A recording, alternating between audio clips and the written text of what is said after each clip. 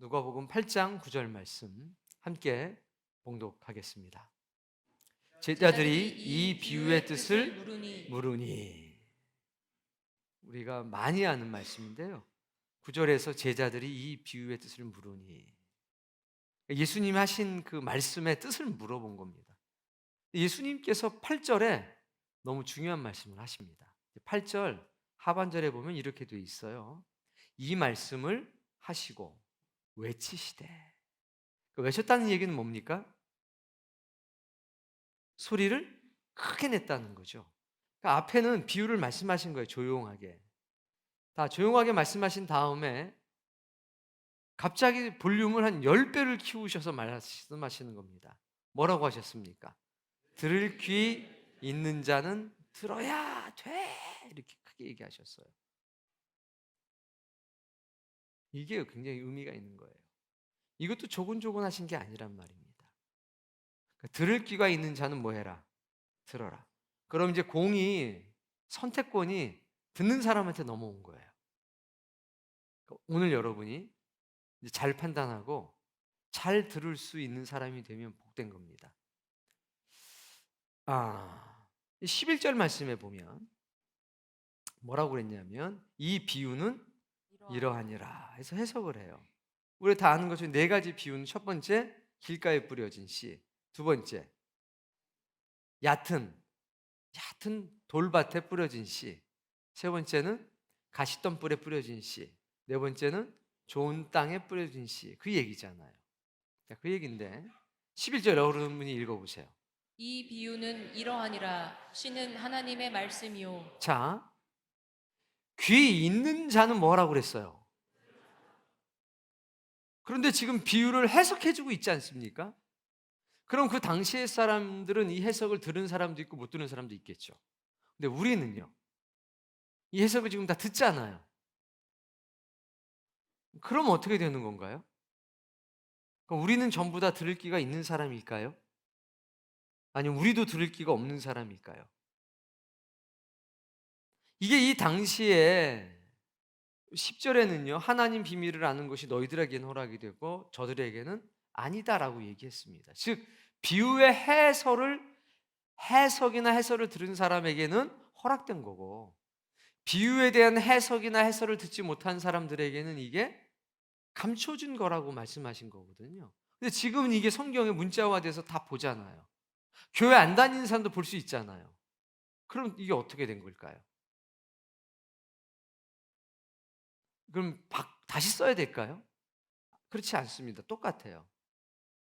10절의 말씀에 뭐라고 그랬냐면 그들로 보아도 들어도 지금도 유효해요. 이게 공개된 비밀이라서 그렇습니다. 그래서 이 비유의 참뜻을 여러분이 오늘 꼭 알기를 바라요. 자, 씨는 뭐라고 그랬냐면 하나님의 말씀. 그러니까 하나님의 말씀이 네 가지 상태에 뿌려진다는 거예요. 하나는 길, 하나는 아주 얕은 돌밭, 세 번째는 가시덤불, 네 번째는 좋은 땅. 제가 이스라엘 밭 사진을 보여드린 적이 있는데 보신 분들 한번 손 들어 보세요. 거의 못 보셨구나. 제가 다음에 보여드릴게요. 그걸 보면 이 비유의 말씀이 이제 쉽게 이해는 됩니다. 그렇구나. 근데 이제 쉽게 이해되는데 중요한 거는 15절에 있는 말씀이거든요. 자, 11절에는 씨는 하나님의 말씀이다. 그러니까 말씀이 땅에 뿌려지는 거니까 땅은 땅이 아닐 거예요. 말씀을 듣는 사람이겠죠, 당연히. 그러니까 사람에게 이 말씀이 떨어진다는 거예요. 그러니까 길가 같은 사람이 있고, 또 얕은 돌밭 같은 사람이 있고, 또 가시덤 뿌린 덮여 있는 사람들도 있고, 또 좋은 땅과 같은 사람도 있다는 거겠죠. 이해되시죠? 자, 12절에 보니까 읽어보세요. 길가에 있다는 것은 말씀을 들은 자니 길가에 있는 것은 말씀을 들은 사람이구나. 다음. 마귀가 가서 그들이 믿어 구원을 얻지 못하게 하려고 말씀을 그 마음에서 빼앗은 것이요. 말씀이 이제 마음에 들어왔습니다. 그런데 그 말씀은 어떻게 해요? 마귀가 이제 빼앗아 간다는 거예요. 빼앗아 가면 우리는 한 가지 사실을 알아야 됩니다. 사탄이가 와서 우리에게서 말씀을 빼앗아 갈 수도 있구나. 그럼 이제 걱정이 되는 한 가지 있어요. 말씀을 잘 들었잖아요. 그런데 이제 물어보면 어때요? 이런 얘기를 많이 해요, 우리가. 내가 아는데 말로 못 하겠어. 이런 경우 있습니까, 없습니까? 일상인가요, 혹시? 그럼 어쩌면 이거 빼앗긴 건 아닐까요, 혹시? 빼앗긴 건 아닐지 한번 생각해 보셔야 돼요. 말씀을 들었는데 사단이가 이 말씀을 뺏어가면 어떻게 돼요? 가 되는 거예요. 맨날. 하다가 누가 얘기하면 알아, 나 그거 알아. 씨가 있어야 되는데, 말씀이 있어야 되는데 말씀에 흔적만 남은 상태가 될 수도 있지 않나? 이런 생각을 한 번쯤은 좀 해보셔야 돼요. 그럼 마귀가 와서 말씀을 빼앗아 갈 수도 있다. 이거 염두에 두시고요. 자, 13절. 바위 위에 있다는 것은 말씀을 들을 때에 기쁨으로 받으나 뿌리가 없어 잠깐 믿다가 시련을 당할 때에 배반하는 자요. 이게 이제 흙이 옅게 있는 거예요. 근데 이제 흙이 옅게 있고 밑에가 뭐냐면 바위하고 큰 돌들이 있어요. 그러니까 흙층이 너무 얇으니까 요만큼 씨가 떨어져서 뿌리가 내리는데 어떻게 돼요? 더 이상 내려갈 수가 없겠죠. 밑에가 바위니까. 근데 바위 위에 흙이 얇게 있는 거예요. 얇게. 그러니까 뿌리가 내리죠, 일단은. 흙이 있으니까. 근데 이제 뭐라고 그러냐면 말씀을 들을 때 어떻게 들어요? 너무 기뻐요. 와. 그런데 뭐가 없어요? 아주 없어요? 아니요, 조금은 있어요. 조금 있는데 잠깐 믿다가 믿어요. 믿는데 어떻게 믿어요? 잠깐 믿다가 시련을 당하면 배반해요. 누굴 배반해요? 예수님을 배반하는 거예요. 지금 말씀을 부정하게 되는 거예요. 자, 일단 옆에를 보세요. 말씀 들을 때 기뻐하는지 보세요. 그럼 의심을 한번 해봐야 돼요. 어? 그러니까 기쁨으로 받는다고 다 만족하셔는 안 됩니다. 뭐가 있어요? 테스트가 있어요. 잠깐 믿다가 시련이 오면 배반하는 사람일 수도 있다. 그러니까 기뻐하는 사람, 말씀을 듣고 기뻐하는데 배반자가 될 수도 있다는 거죠. 좀 무섭지 않나요? 14절. 가시떨기에 떨어졌다는 것은 말씀을 들은 자이니 자, 가시떨기에 떨어졌다는 건 뭐냐면 밑에가 돌이 없어요. 바위가 없어요. 그러니까 흙이 있는데 좋은 땅하고 차이가 거의 없습니다. 차이점이 있다면 가시떨기가 먼저 심긴 거예요. 땅은 좋아요. 땅은 좋은데 그 영양분을 다 누가 먹습니까? 가시나무가 이렇게 먹어요. 그래서 막 가시가 엄청 이렇게 자라나는데 그 사이에 딱 떨어졌어요. 그럼 이제 흙이 어느 정도 충분하게 있으니까 뿌리를 내리겠죠. 그리고 자라나요. 자라나는데 결실을 못해요. 왜? 일단 그 땅의 양분도 이 가시나무가 훨씬 더 많이 빨아들이고요. 두 번째는 그늘이 져서 태양빛을 잘 받을 수가 없어요. 자라긴 자라는데 열매를 못 맺어요. 덩치는 있습니까, 없습니까? 그러니까 이제 길가에 뿌려진 사람이나 돌밭에 뿌려진 사람보다 덩치는 있죠. 말도 잘해요. 뭐가 없습니까? 삶의 열매가 없는 겁니다. 말씀에 열매가 없는 겁니다. 그 얘기예요. 읽어볼까요? 말씀을 들은 자이나 지내는 중 이생의 염려와 재물과 향락의 기운이 막혀 온전히 결실하지 못하는 자요. 그러니까 가시떨기를 뭐라고 생각했냐면 예수님은 염려. 이 세상을 살아가면서 하는 뭐요? 염려. 어떤 염려가 있어요? 인생고죠. 가장 기본적인 걸. 뭘 먹고 살지? 어떻게 살지? 아유, 아들 때문에 미치겠네, 남편 때문에 미치겠네, 맨날 미치는 거죠. 이게 진짜 미치는 거예요. 힘든 애 정도가 아니라 이생의 염려, 또 재물에 대한 유혹, 더 갖고 싶고, 또 향락은 뭡니까? 중독. 중독 조심해야 돼. 중독에 빠지게 되면 어떻게 돼요? 기운이 막혀요. 결실을 못하는 거예요. 이 말씀을 하셔요. 그러니까 너무 걱정과 의심이 많아서 하늘만 보면 걱정이죠. 왜요? 무너질까 봐. 저 하늘이 무너지면 어떡하지? 그러니까 하늘이 무너질까 봐 걱정인데, 건물도 항상 걱정이겠죠. 그냥 모든 게 걱정인 겁니다. 재물 욕심이 너무 많아요. 그리고 중독이 많아요. 도박, 성적인 거, 게임, 핸드폰, 어떤지. 그러면 온전한 열매를 맺지를 못해요. 그런 사람은 아닌가 생각해 보셔야 됩니다. 근데 이제 15절에 너무나 엄청난 말씀이 등장해요. 읽어볼까요?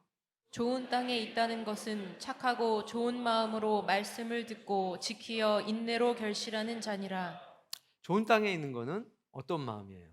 착하고 좋은 마음으로 말씀을 들어요. 그러니까 니들, 미안해요, 이거 비유예요. 니들 다 지옥 간다! 이 얘기를 들었어요. 그럼 좋은 땅은 어떻게 받는다는 거예요? 하나님이 날 너무 사랑하셔서 지옥 가는 걸 저렇게 강력한 음성으로 경고하고 계시다. 주여 감사합니다. 이렇게 듣는 게 착하고 좋은 마음이죠. 하여튼 니들 다 지옥 간다 그랬더니, 그래 내가 지옥 가나 안 가나 보자 이씨 이렇게 나가면요, 착하고 좋은 마음이 아닌 거예요. 기도하지 않으면 다 죽습니다 그랬더니, 그래 내 영혼을 깨우시려고 저렇게 말씀하시는구나, 이렇게 받아들이면 그게 착하고 좋은 마음인 거죠. 아니, 집사님 생각해봐. 새벽기도 못 빠지면 다 지옥 가는 거야? 이렇게 말이 나오는 거는요, 착하고 좋은 마음이 아닌 거예요. 이게 그 얘기예요. 어떤 말을 들었을 때 어떤 마음으로? 착하고 좋은, 즉 나를 위해서 하는 말씀이지 하나님이 나를 살리려고 하시는 거지. 이게 성경의 말씀이라면, 책막의 말씀이든 위로의 말씀이든 어떤 말씀, 날 살리려고 하는 거지, 이렇게 받아들이는 게 착하고 좋은 말씀이죠. 이걸 한마디로 줄이면 이렇게 할 수가 있습니다. 오늘 말씀은 하나님이 나를 치셨어. 나를 살리시려고 나를 치셨어. 너무 감사해. 착하고 좋은 말씀, 마음으로 받은 거죠. 오늘 겁나 때리더만, 교회를 나오라고 그러는지 말라고 그러는지 모르겠네. 어지간히 쳐야지. 그냥 누가 가서 꼰질렀는지 그냥 처음부터 끝까지 그냥 나만 두들겨 패더라고. 아주 그냥 누가 일렀는지 아주 그냥 전도사님이 일른 것 같아 그냥. 이건 어떤 마음이에요? 이건 아닌 거죠. 이 착하고 좋은 마음이 이런 겁니다. 이해되셨죠? 착하고 좋은 마음으로, 나를 살리려고 하나님이 날 때리시기도 하고 격려도 하시고 위로하시는구나. 이 말씀 전부 다 나한테 하신 말씀이네. 이게 좋게 나가는 거예요. 이해되시죠? 근데 안 그런 분들 보시면 조심하셔야 돼요. 자, 그런 마음으로 들어요. 그 다음에 지켜요. 그러니까 말씀을 들을 때 태도가 달라요.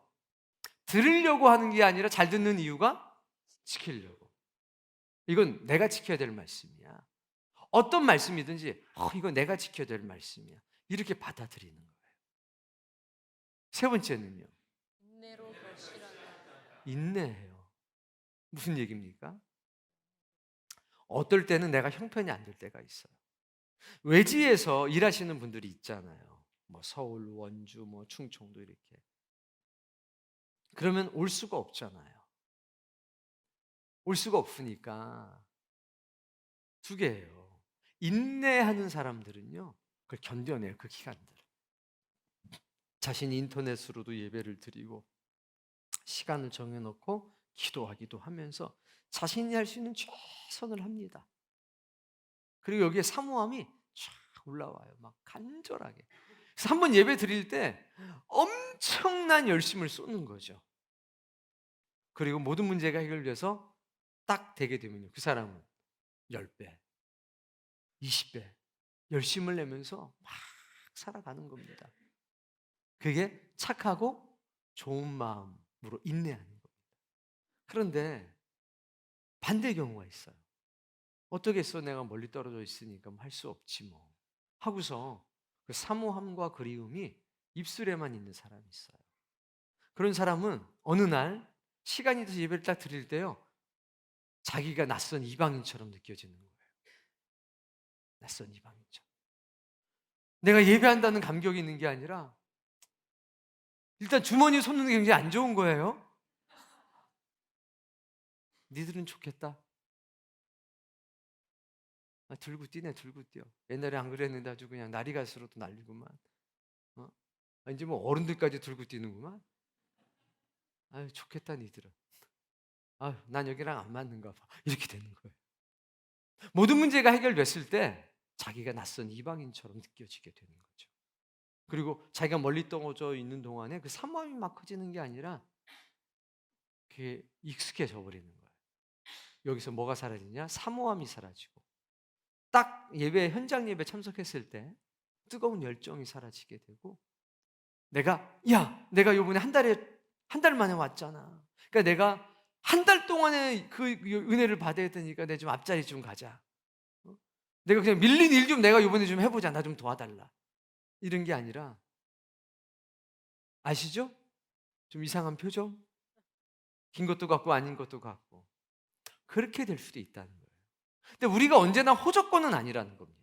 악조건을 만날 때 있어요. 누구나 그 악조건에 딱 처하게 되면 다른 길이 없습니다. 우리가 능력은 없잖아요. 그 조건을 바꿀 만한 능력은 없다고요. 근데 뭐가 있냐? 우리 인내할 수 있다는 겁니다. 내 소망의 불길을 막 살아나게 할 수 있다는 겁니다. 뿐만 아니라 그 열정, 그 한 번에 주어진 기회에 모든 열정을 그냥 쏟아 부을 수 있다는 겁니다. 그게 인내로예요. 그 인내가 없으면 당연히 결심도 없겠죠. 인내해요. 그리고 맨 마지막에 뭡니까? 결실, 열매를 언젠가 맺혀져요. 네, 앞에 예수님 뭐라고 그랬냐면 100배 이렇게 딱 하셨어요. 이게 이제 말씀에 대한 해석입니다. 그런데 제가 할 말씀은 지금부터 시작이에요. 그래서 예수님은, 야, 사람은 네 가지 종류가 있는 거야. 첫 번째, 길가 같은 사람이 있고, 두 번째, 돌밭 같은 사람이 있고, 세 번째, 가시덤불이 난 사람도 있고, 네 번째, 넌 어디야? 넌 끝났어 이제. 이 얘기하시는 게 아니에요. 뭐라고 그랬습니까? 성령이 하시는 말씀을 귀 있는 자는 들어라. 계시록 말씀 똑같아요. 귀가 있는 자는 들어야 돼! 이렇게 목청 높인 거는요, 정해졌다라는 게 아니에요. 지금 예수님이 하고 싶은 말씀은 바로 이거죠. 여기에 기록되어 있지 않지만 주님이 오늘 우리에게 이 비유의 말씀까지 들려주시고서 마지막 던지시는 메시지는 바로 이겁니다. 자, 일단 지금 현재 상태로 넌 어때?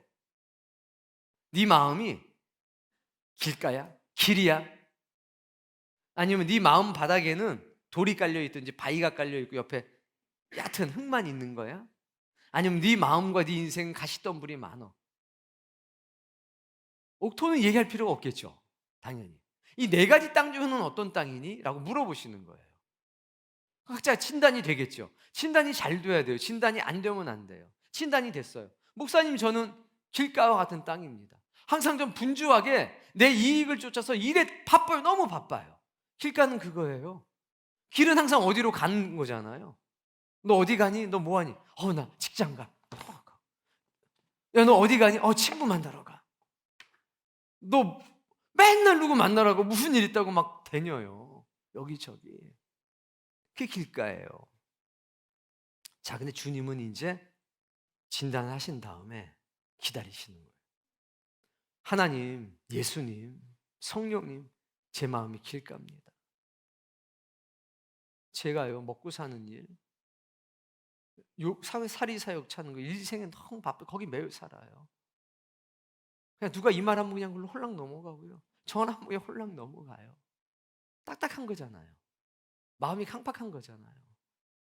막 돈에 막 너무 예민하고 사람들 말에 너무 예민하고 제가 막 그래요.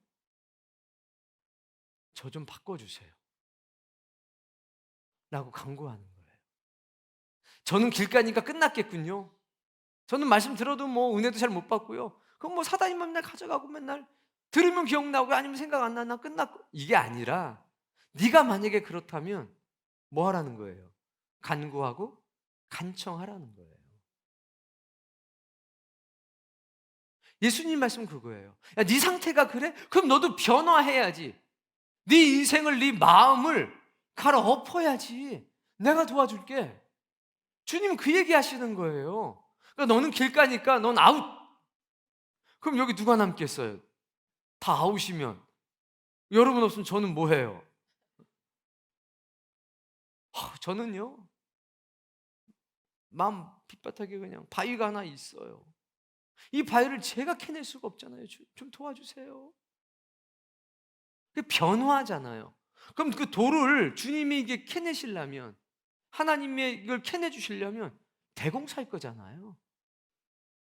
그러니까 하나님은 지금 야, 길가래도 괜찮고 돌밭이라도 괜찮고 가시덤불이라도 괜찮어. 한번 갈아엎어보자. 좀 개혁을 해보자. 좀 변화 한번 해보지 않을래? 넌 어떻게 생각하냐라고 물어보는 거거든요. 동의를 해줘야죠. 내가 인정을 하고 이걸 갈아엎어야 되는데, 제일 큰 문제가 뭔지 아시겠죠? 옆에 분들하고 한번 얘기해 보세요. 이 대목에서 시간 2분이나 드릴게요. 그리고 정리하겠습니다.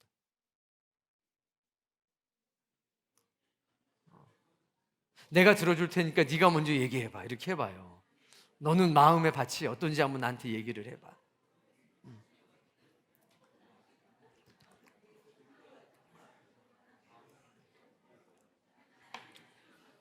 우리 이수하고도 좀 얘기 좀 해주세요. 집사님.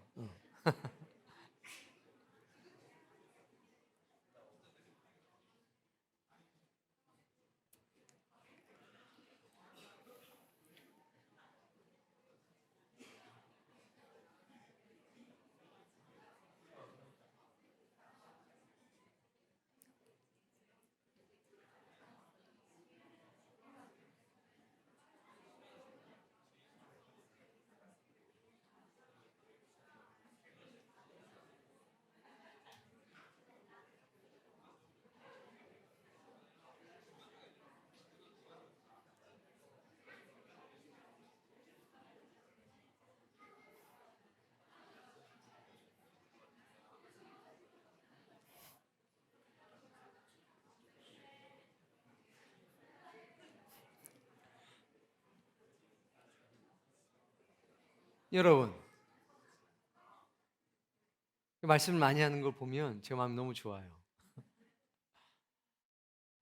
태어나면서부터 좋은 밭이 과연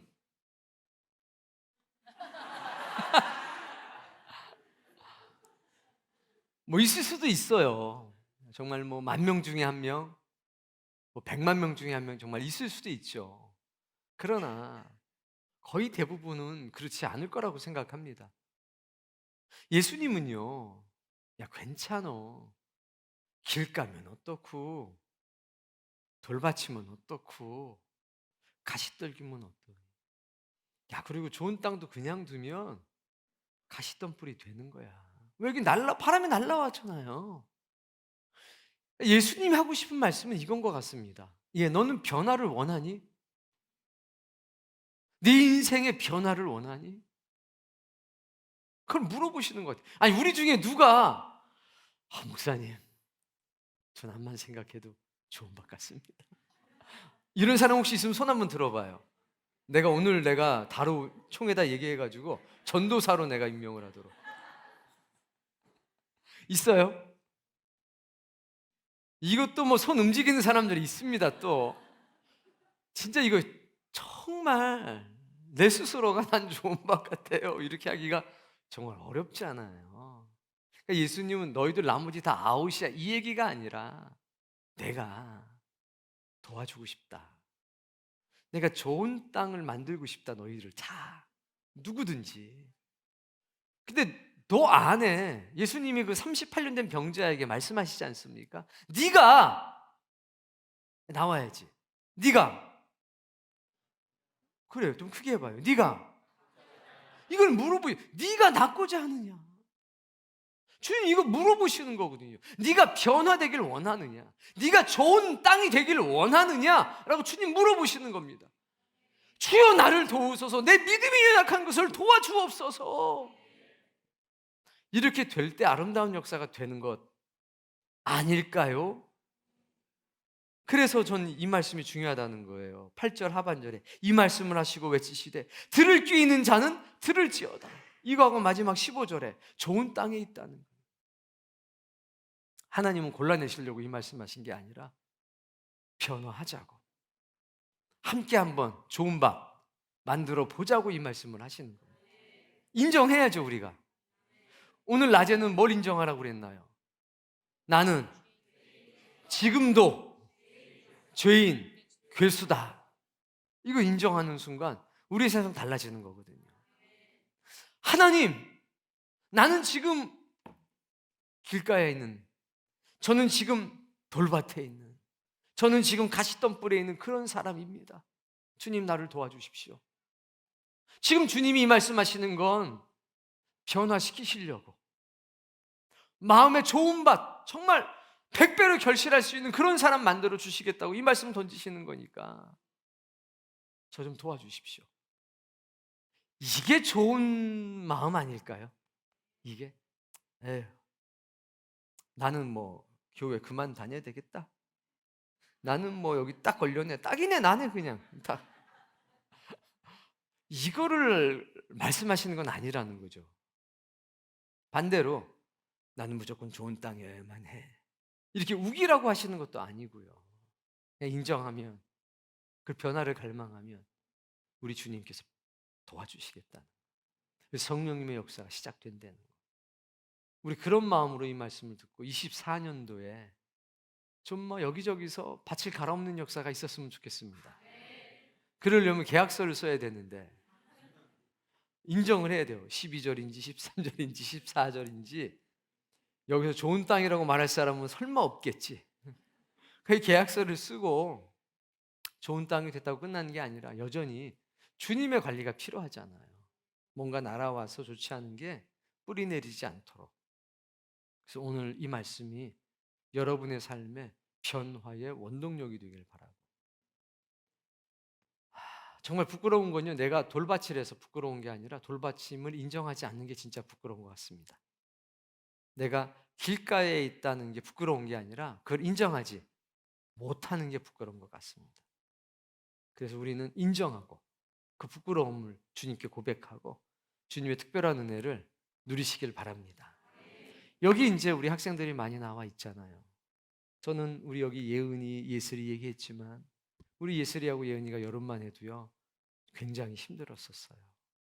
근데 지금은 얼마나 잘하는지 몰라요. 얼마나 집중력 있게 완전 새 사람이 됐어요. 그렇다고 이제 끝난 건가요? 아니죠. 앞으로 더 좋은 모습들이 많이 나올 겁니다. 우리 다 그런 거죠. 우리는 다 길가였고, 우리는 다 돌밭이었고, 우리는 다 가시덤불이었습니다. 지금도 그렇습니다. 잠깐 한눈 팔면요 돌이 아기를 낳는 게 분명해요. 돌 보세요. 돌이 있는데 가보면 어떻게 돼 있어요? 줄어요? 우리 화천에 땅 있을 때 1년에 2번씩 가서 다 돌을 고르잖아요. 막, 야, 돌이 어떻게 많아? 하는데 봄에 고르고 와요. 가을에 가보면요. 또 있죠? 막 늘어나잖아요. 아, 정말 돌들로도 아브라함이 씨앗을 만드시는 거구나. 분명히 우리가 그걸 하고 왔는데도, 아니, 풀은 이해가 되잖아요. 돌이 어떻게 늘어나냐? 그 늘어나요. 아니에요? 옆집에서만 갖다 버리나? 그러니까 우리가 좋은 땅이라고 그래도요 지속적으로 관리하지 않으면, 주님이 돌봐주지 않으면 길가도 되고 돌밭도 되고 가시덤불도 되는 겁니다. 그러니까 항상 주님과 계약 관계를 유지해야 되고 그분 항상 의지해야 됩니다. 그러니까 내가 뭐 자랑할 필요가 없어요. 자고할 필요가 없는 겁니다. 아유, 이거 열매도 못 맺히고 길가에 딱 보니까 그럴 게 아니에요. 지금 그 사람이 만약에 길가라면 기도해 줘야죠. 간절한 마음으로 나도 길가 땅이었어. 근데 주님이 날 바꿔주셨어. 우리가 이렇게 서로를 격려하고 보호하고 은혜로 기도해 주는 그런 선한 공동체가 되길 바랍니다. 그래서 우리가 좋은 땅 돼서 열매 맺는 그런 인생이 시작이 되고, 그런 변화의 과정이 서로에게 다 기록이 돼서, 아 그래 저 집사님 정말 많이 좋아졌다, 저분 정말 좋아졌다, 아유 저런 분과 가까이 해야지, 이런 이야기들이 넘치기를 바랍니다. 오늘 주님의 은혜가 여러분의 인생을 새롭게 할 줄로 믿습니다.